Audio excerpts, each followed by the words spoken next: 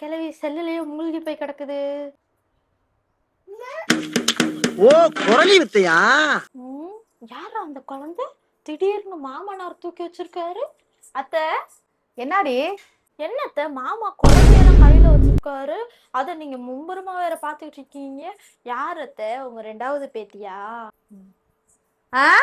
ரெண்டாவது பேத்தியா? அடியே அது நான் தாண்டி.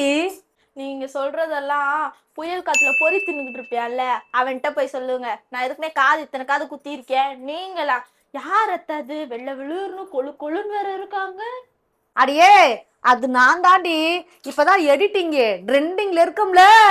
அதுவா?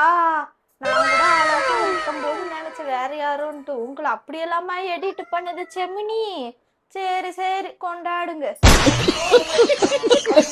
பொறாம புடிச்ச நாயி எப்ப பாரு நம்ம குறை சொல்லிக்கிட்டு அலையிறது.